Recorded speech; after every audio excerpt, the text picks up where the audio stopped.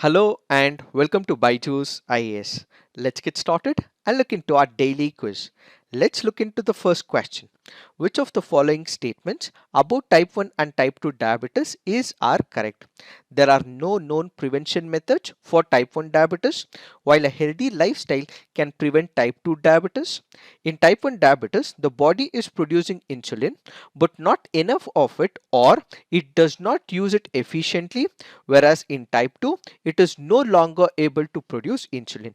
Which of the statements are correct? The answer to this is one only.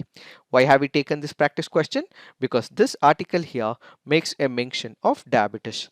When it comes to diabetes, there are two types of diabetes. One is what is called as type 1 diabetes. The other is what is called as type 2 diabetes. More number of people are impacted by type 2 diabetes. About 8 to 10% of the people are impacted by the type 1 diabetes. Nearly 90% of the people are impacted by type 2 diabetes. What happens in type 1 diabetes? The body starts attacking the pancreas, as a result of which insulin is not produced in the type 1 diabetes. So what happens? The body is no longer able to produce the insulin in type 1, but in type 2 there is production of insulin, but it is not as much as the body requires. So there is a deficiency. Even if there is production of insulin, that is not efficiently used by the body, which is called as the type 2 diabetes. When it comes to the risk factors, we do not know what causes type 1, but when it comes to the type 2 type of diabetes, we also know that there are people at risk primarily because of lifestyle issues. When it comes to the symptoms of type 1, it appears more quickly, but when it comes to the symptoms of type 2, it appears more slowly, and sometimes we might also miss the symptoms as well. So if we are speaking about type 1 diabetes, it also has a family history, but type 2 diabetes is occurring because of overweight or inactive participation, high blood pressure, or this can also be because of family history as well. There are no prevention methods, but research is being conducted for type 1 diabetes and type 2 diabetes. Healthy lifestyle can reduce the type 2 diabetes.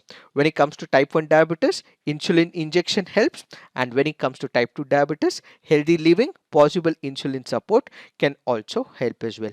It is this that we have to understand with respect to this practice question. Now let's look into the next practice question. With respect to Juvenile Justice Act, which of the following statements are incorrect?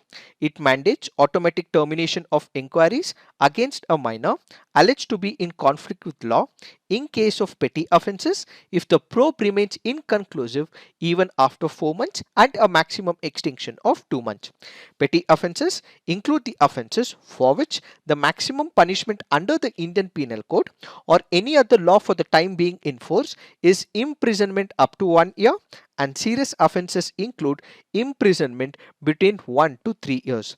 Which of the statements are incorrect? Since it is asking for the incorrect statement, the answer to this is 2 only. Why have we taken this practice question? Because this article here is speaking about the juvenile. Who is a juvenile? Any individual who is in the age group of 0 to 18 years will be called as a juvenile. If we have to speak about different types of offences, what do we have? We have something called as the petty offences.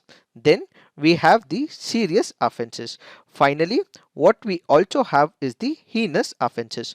What are these petty offences? Let's say, for example, there is an individual whose age is less than 18 years of age. He has committed an act which is illegal in nature, whose punishment in the Indian Penal Code or any other law in force.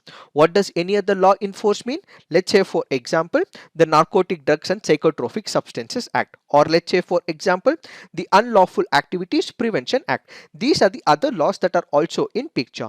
So if a person has conducted an illegal act according to which a maximum punishment is less than 3 years, such will fall under the petty cases. If we speak about the serious offences, any individual who's committed an act in the Indian Penal Code or in any other law between 3 years to 7 years will be called as serious offenses. When it comes to heinous offenses, if he's committed an illegal act where the punishment is more than 7 years, in such a case, such individual will be committing an heinous offense. So what is happening in the present situation? So in the present situation, if you look into the second statement, it says petty offenses include the imprisonment period for only up to 1 year. This is not 1 year, but instead it is 3 years. And when it comes to the serious offenses, it is 3 to 7 years. So this statement happens to be the wrong statement. Now, if we go back and look into the first statement, let's assume there is an individual who is less than 18 years of age. So it is a minor, it is a juvenile who's committed this petty offense. Ideally, what should happen? The investigating authorities will have to investigate within 4 months, and an extension of 2 months is given for the investigation. If they are not able to figure out whether that particular accused has conducted a petty offense or not, in such a case, the termination of the case or the inquiry will happen. Ideally, they are supposed to investigate within 4 months. If they are not able to, an extension of 2 months would be given. If within 6 months they are not able to investigate if that individual who is a juvenile has committed it or not, such a case will be suspended immediately. So the first statement is right, the second statement is wrong. Since the question is asking for the incorrect statement, the answer to this would be 2 only. Now let's look into the next practice question. Consider the following statements about National Mineral Development Corporation. It is India's largest iron ore producer and exporter. It is a Navaratna company under the administrative control of Ministry of Steel. Which of the statements are correct? The answer to this is both. Why have we taken this practice question? Because this article here makes a mention of NMDC. So what is this NMDC? This happens to be a Navaratna company. This comes under the administrative control of Ministry of Steel and has its registered office where in Hyderabad. If we look into the first statement, yes, the first statement is right. It is India's largest iron ore producer and exporter. This company is not only involved in exploration of the iron ore, but it also explores copper, limestone, dolomite, gypsum, so on and so forth. In fact, it also has iron ore mines at Bailidhala in Chhattisgarh and Donimalai in Karnataka.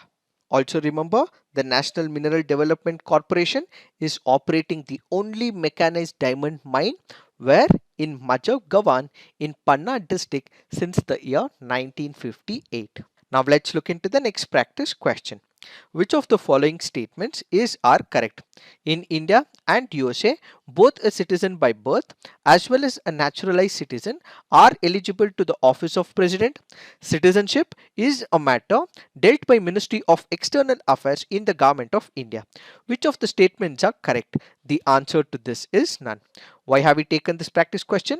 Because this article here makes a mention of citizenship. If we look into the option, the first option says in India and USA, both a citizen by birth as well as naturalized citizens are eligible for the office of president. This happens to be a wrong statement. Why? That is because in India, the statement is right, but when it comes to United States of America, a naturalized person is not eligible to become the president of United States of America.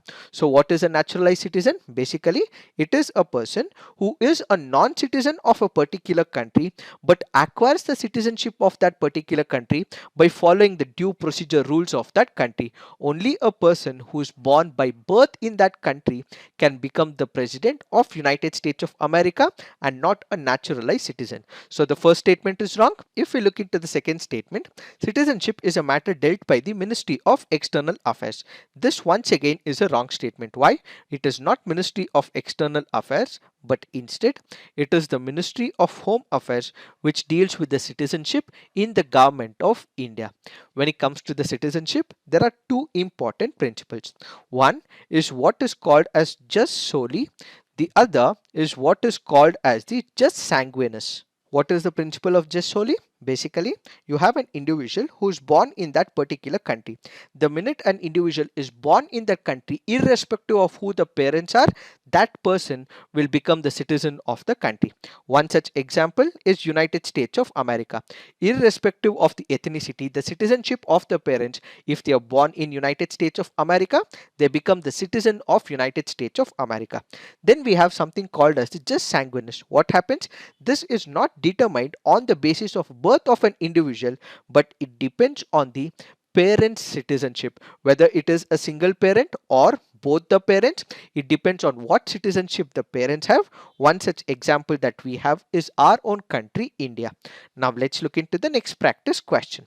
Biocarbon Fund Initiative for Sustainable Forest Landscapes is managed by Asian Development Bank, International Monetary Fund, United Nations Environment Program, and World Bank. The answer to this is World Bank. This happens to be a previous year question from the year 2015. Now let's look into the fact of the day. The fact of the day for today's discussion is party symbol dispute.